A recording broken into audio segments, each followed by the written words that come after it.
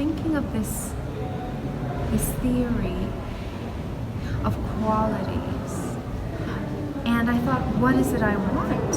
What is it I want from my theory? And I thought, I want crystal clarity. So I thought, let's conceive of these things as crystals. Units of truth should be conceived as crystals. These little cubes, pixels of crystals. And then all I had to do essentially was to count units of clarity, units of truth. 1, 2, 3. All of a sudden it was quantifiable.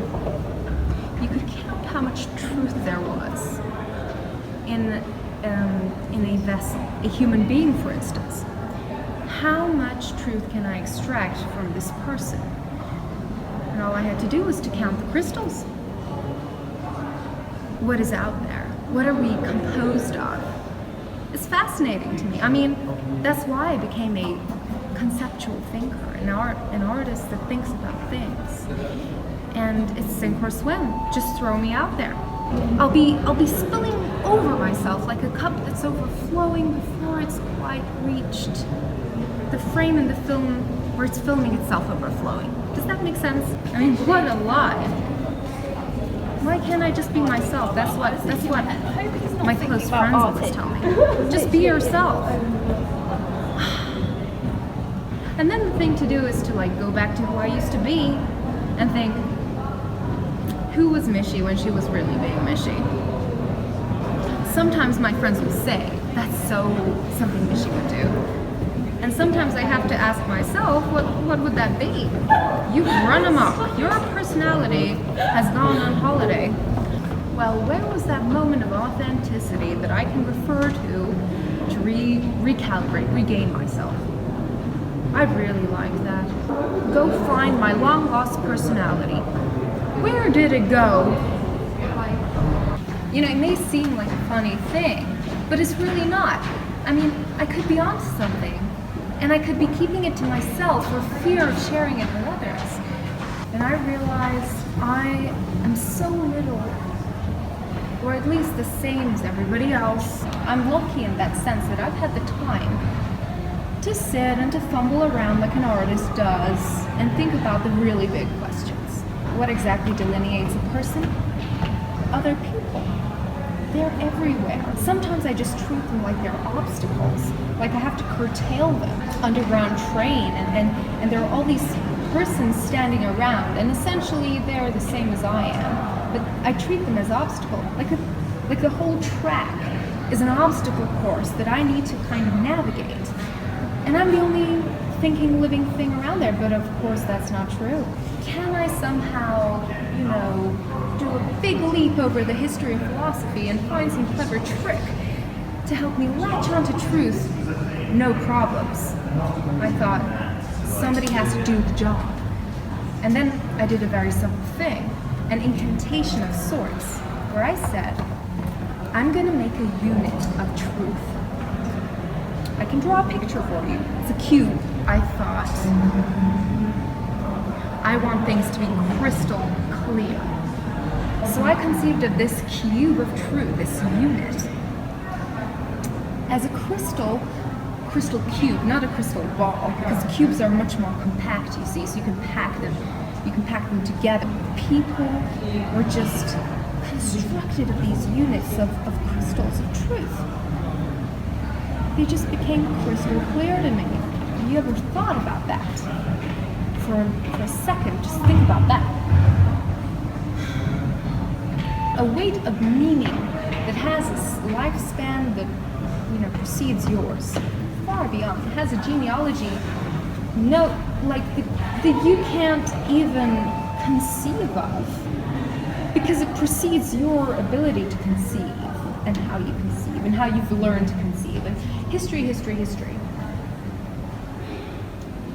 All that becomes crystal clear, of course, when you adopt my theory of the crystal cube and adopt that as a tool for thought.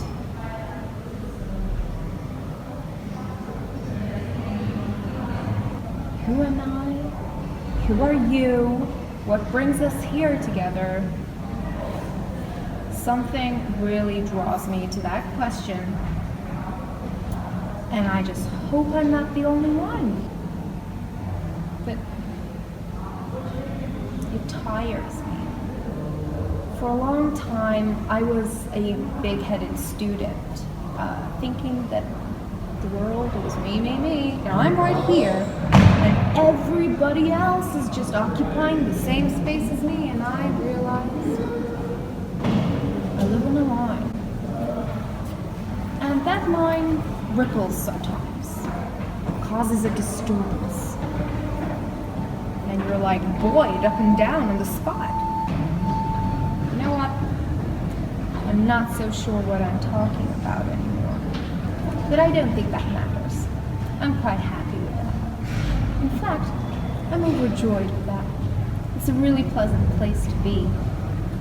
You know, causes too much of a ruckus in contemporary thought. People,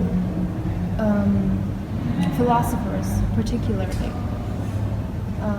struggle a lot with following lines of logic, one thing leading to the next, cause and effect, drawing conclusions from certain axioms. That's tiring work.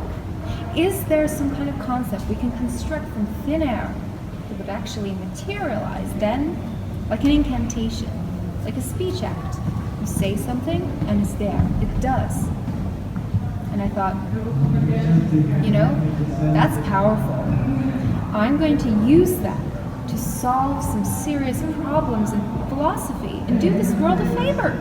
And perhaps because it's so imaginative, it calls upon faculties of imagination, perhaps an artist, and no less a conceptual artist, is the perfect person for the job.